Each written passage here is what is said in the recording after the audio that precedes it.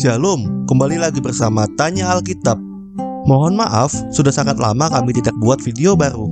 Mohon dukungan doanya agar ke depannya kami bisa konsisten buat video untuk memberitakan kebaikan Tuhan Yesus. Kali ini kami ingin membahas beberapa prinsip dalam Alkitab yang berbeda dengan prinsip yang kebanyakan orang tahu dalam dunia. Setidaknya ada 5 prinsip yang sangat bertentangan dengan yang kebanyakan orang tahu. Kita coba bahas kira-kira prinsip Alkitab atau prinsip dunia yang benar. Yang pertama, kita harus berteman dengan semua orang. Belum lama ini saya melihat status di X yang berkata, paling gak senang sama orang yang pilih-pilih teman.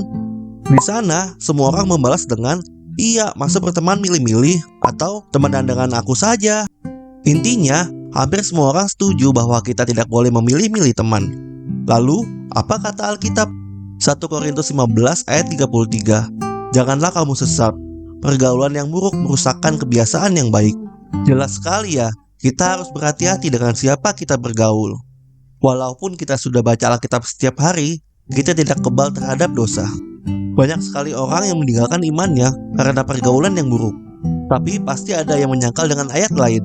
Coba kita baca di Matius 9 ayat 11-12. Pada waktu orang Farisi melihat hal itu, berkatalah mereka kepada murid-murid Yesus, mengapa gurumu makan bersama-sama dengan pemungut cukai dan orang berdosa?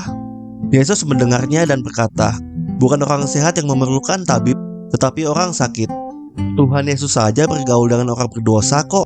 Memang Tuhan Yesus bergaul dengan orang berdosa, karena memang itulah misinya selama di dunia.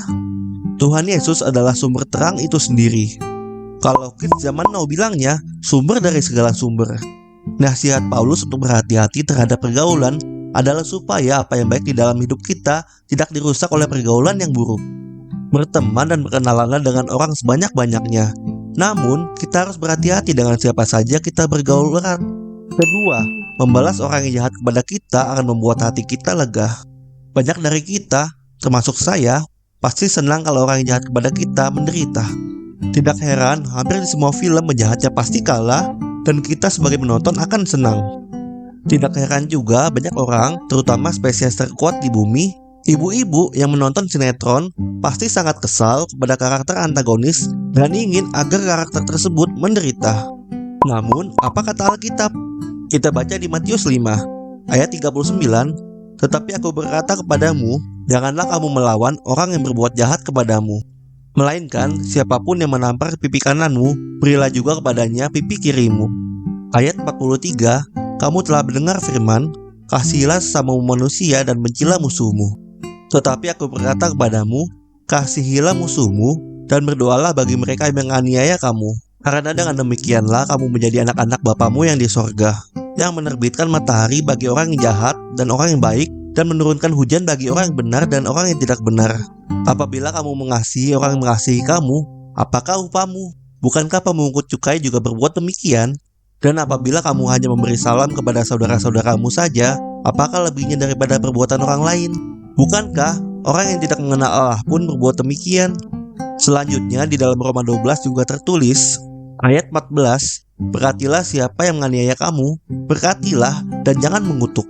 Ayat 17, janganlah membalas kejahatan dengan kejahatan, lakukanlah apa yang baik bagi semua orang. Ayat 20, tetapi jika seterumu lapar, berilah dia makan, jika ia haus, berilah dia minum.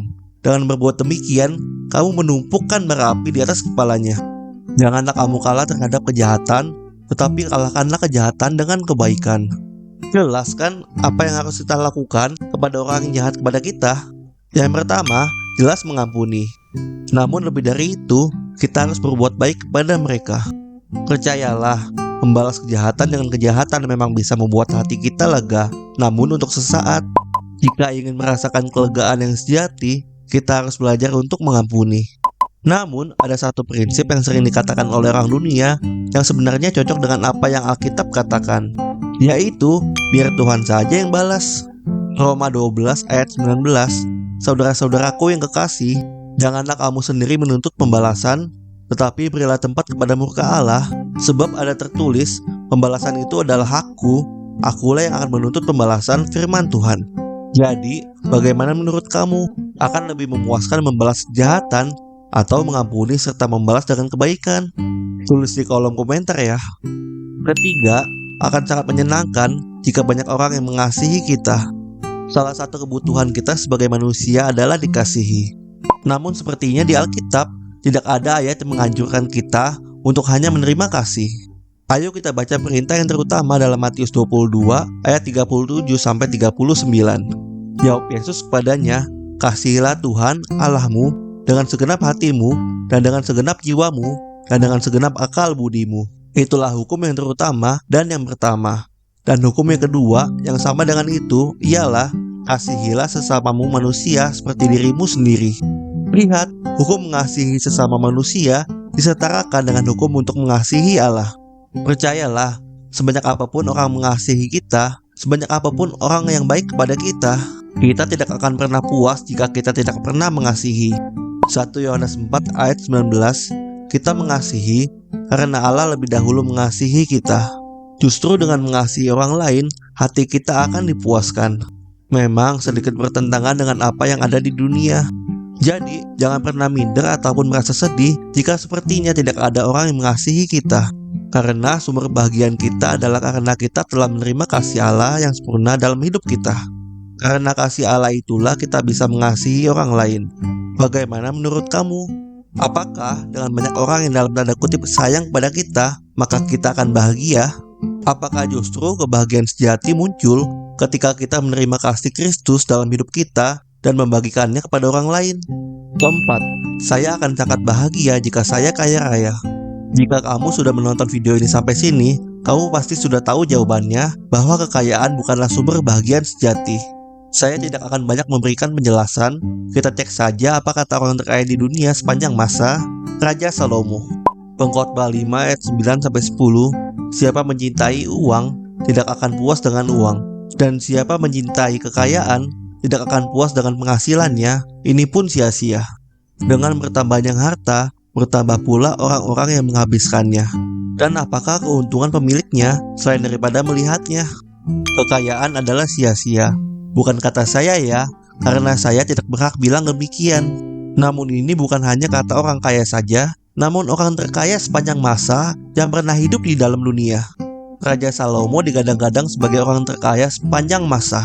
Kekayaannya jauh melebihi kekayaan orang terkaya di dunia yang pernah hidup. Namun Raja Salomo pada akhir hidupnya berkata bahwa semuanya adalah sia-sia. Mazmur 49 ayat 17-18, janganlah takut kepada orang hanya karena mereka kaya. Janganlah takut kepada orang hanya karena mereka mempunyai banyak rumah yang besar dan indah. Mereka tidak akan membawa apapun bersamanya apabila mereka mati. Mereka tidak akan membawa hartanya bersamanya. Ya, sebanyak apapun harta kita tidak akan membawanya ketika kita meninggalkan dunia ini. Kelima dan terakhir dalam video kali ini, cara menjadi kaya adalah dengan mencari uang sebanyak-banyaknya dan menyimpannya. Tidak usah panjang lebar, kita langsung saja lihat ayat Alkitabnya. Amsal 11 ayat 24-25. Ada yang menyebar harta tetapi bertambah kaya, ada yang menghemat secara luar biasa namun selalu berkekurangan. Siapa banyak memberi berkat, diberi kelimpahan. Siapa memberi minum, ia sendiri akan diberi minum. Sepertinya prinsip memberi lebih baik daripada menerima cocok dengan ayat Alkitab ini. Banyak orang berpikir bahwa dengan mencari uang sebanyak-banyaknya dan dengan menghemat sebanyak mungkin akan membuat kita menjadi kaya. Namun ini berbeda dengan kata Alkitab yang berkata bahwa orang akan menjadi kaya jika banyak memberi. Salah satu mentor keuangan Amerika Serikat, Dave Ramsey, dalam bukunya Baby Steps yang berisi 7 langkah untuk membangun kekayaan, menjelaskan di langkah ke-7 yaitu dengan memberi. Tapi ingat, ada satu hal lain yang menentukan kekayaan, yaitu Tuhan. Kita lihat lagi apa kata Raja Salomo. Amsal 10 ayat 22, berkat Tuhanlah yang menjadikan kaya, susah payah tidak akan menambahinya.